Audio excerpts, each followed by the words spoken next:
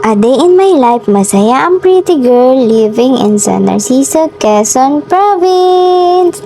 Hey guys, it's me, Miss M, watch again with another mini vlog.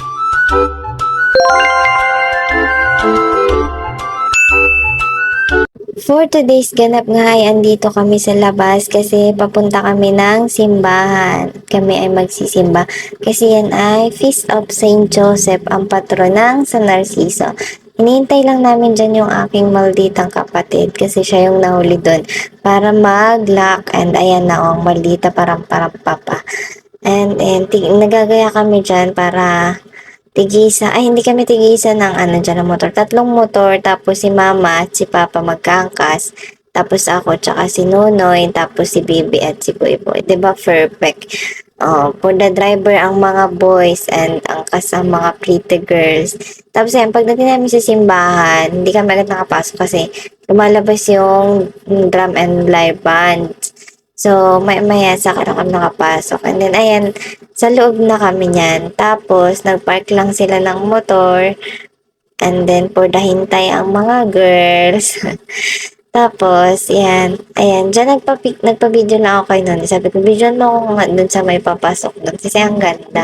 Tapos, inaasar niya pa ako. Ayan, pakinggan niya. Bye-bye.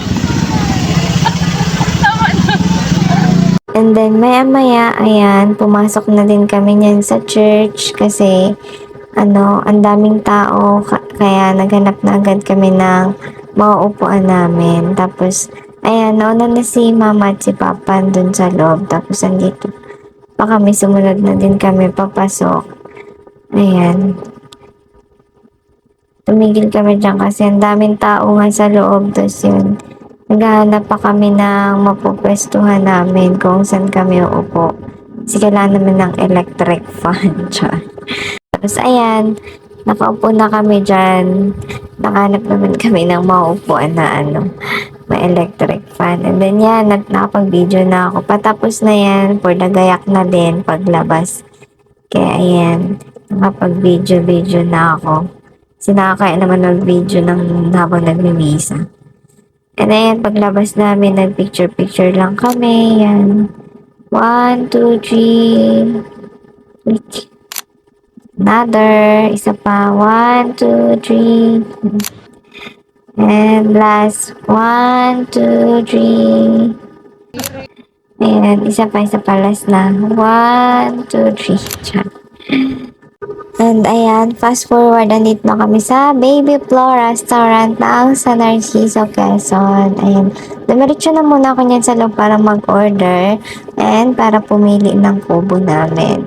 And ayan, pumasok na din yung mga kasama ko. Mga kasama and yung kapatid ko yan, papicture pa sa inita naman. Tapos ayan, ito pala yung napili kong kubo guys, yung pinakamalaki daw ito. And kagandahan dito guys, kahit aling kubo yung piliin mo is wala naman siyang additional payment. Basta kung ano lang yung order nyo na food, yun lang yung babayaran nyo. And pwede din naman sa loob, pero mas pinili namin dito sa kubo kasi mas maganda siya para magintay ng order. Ayun, nakapagkwento-kwentuhan kami. And ayan, dumating na din naman yung order namin. Kahit wala pa yung ibang order, ayan, sumandok na at gutom na gutom na. At ayan, sa specialty nila ang halo-halo. Napakasarap ng halo-halo nila guys. Ang daming gatas, tapos ang daming lahok. Ayan, makikita nyo naman, ang sarap talaga. Perfect na perfect sa summer. Ayan, parang mang inasalan siya. And yun lang guys, bye-bye!